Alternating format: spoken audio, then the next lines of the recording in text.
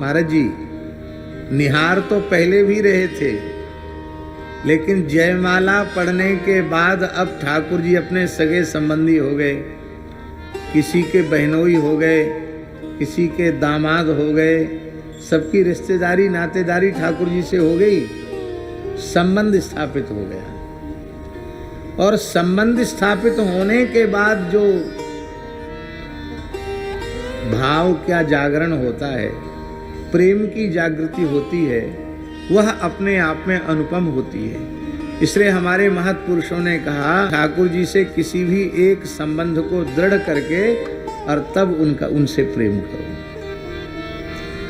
प्रेम कितनी परिस्थितियों में होता है। पहली बात तो प्रेम जो है पराये में नहीं होता है, सदा अपने में प्रेम होता है, पराये में प्रेम नहीं होता है। और अपने पराये की परिभाषा क्या है? जो कभी हमारे साथ न रहे वो पराया, और जो कभी हमारा साथ न छोड़े वो अपना। मोनी जी महाराज, जो कभी हमारे साथ न रहे वो पराया, और जो कभी हमारा साथ न छोड़े वो अपना। शरीर संसार कभी साथ रहे, साथ रहते हैं, साथ रहेंगे नहीं रहेंगे, तो सीधी सादी बात है, शरीर संसार पराये हैं। और श्री रघुनाथ जी ने कभी साथ छोड़ा, साथ छोड़ेंगे? अरे कर्मानु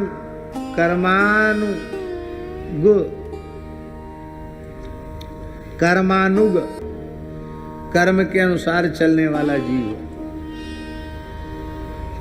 भयंकर पाप कर्म करके नरकों में चला जाएगा तो अंतर्यामी रूप से रघुनाथ जी वहां भी साथ छोड़ने वाले नहीं। सुअर कुत्ता गधा घोड़ा बन जाएगा, भूत प्रेत पिशाच बन जाएगा, तो भी अंतर्यामी रूप से श्री राम जी साथ छोड़ने वाले नहीं है। मलमूत्र का कीट बन जाएगा, उस मलमूत्र के बिलबिलाते हुए कीट के भीतर भी अंतर्यामी रूप से प्रभु विराजमान है।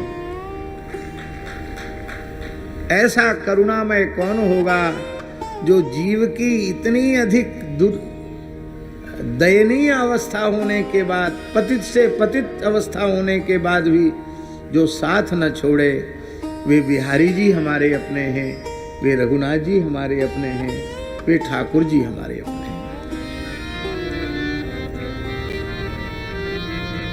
10 वर्ष के पहले आपने इस दास के शरीर को जैसा देखा था वैसा है?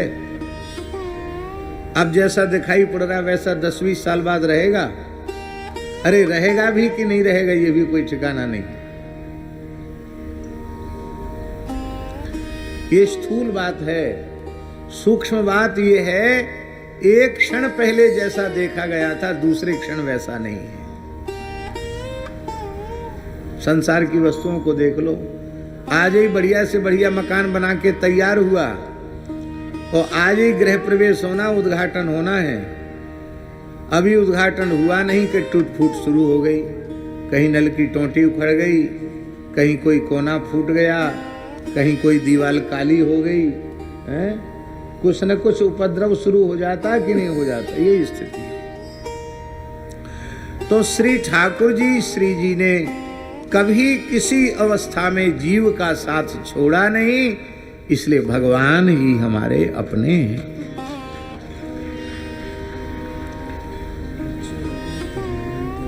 तो एक तो अपने में प्रेम होता है और भगवान ही हमारे अपने ही, ये बात कथा श्रवण के बिना समझ में आती नहीं।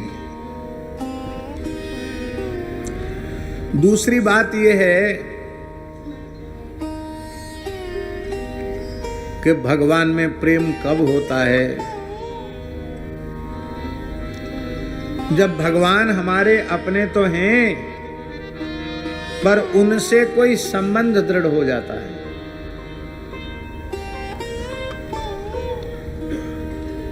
और महाराज जी हम एक बात निवेदन करें बड़ी विनम्रता से, संबंध का आरंभ दास्य भाव से ही होता है। क्योंकि यह जीव का अत्यंत सहज सरल सिद्ध भाव है। इसलिए महाराज जी कहा गया कि भगवान जीव के नित्य स्वामी हैं और जीव भगवान का नित्य दास है।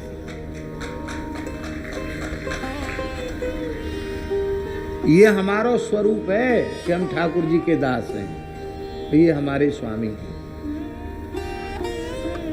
और इसी बात को गोस्वामी तुलसीदास जी ने उत्तरकांड में कहा, सेवक सेव्य भाव विन भवन तरीय उरगारी।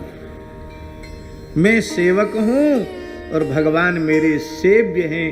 इस भाव के बिना तुम चाहे जो कुछ कर लो, भव सागर से तुम्हारा उद्धार नहीं होगा।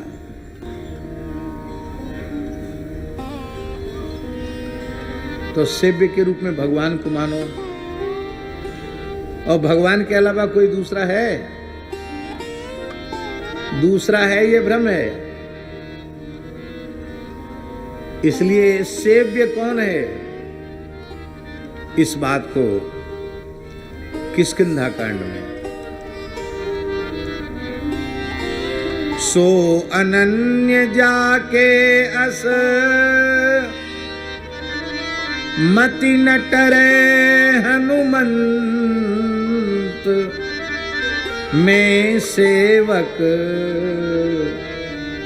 सचराचर रूप स्वामी भगवंत। बाबा वैष्णवन को भाव यही है कि हम ही एक अकेले सेवक हैं, बाकी सर्व रूप दर्शे नरहरि, सर्व रूप में भगवान हैं। जड़ चेतन जग जीव जत सकल राममय जान, बंदौ तिनके पद कमल सदा जोर जुग पान। सी राममय सब जग जानी, करहु प्रणाम जोरि जुग पानी।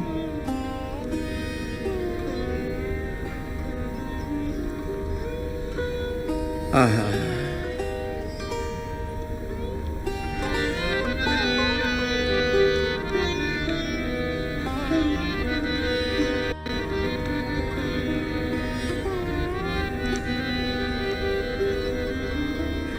इसलिए वैष्णव सेव्य की सेवा करता है। किसकी सेवा करता है?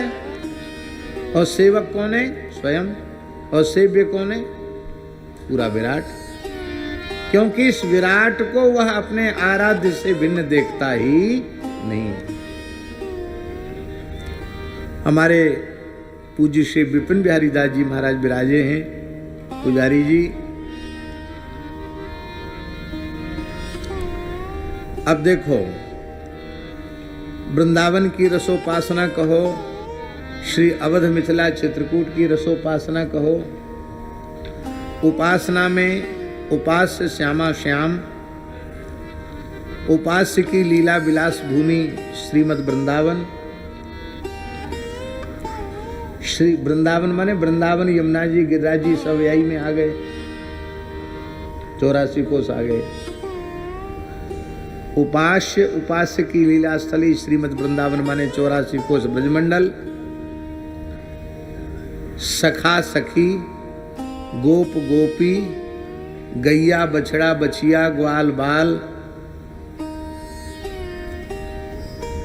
ये सब।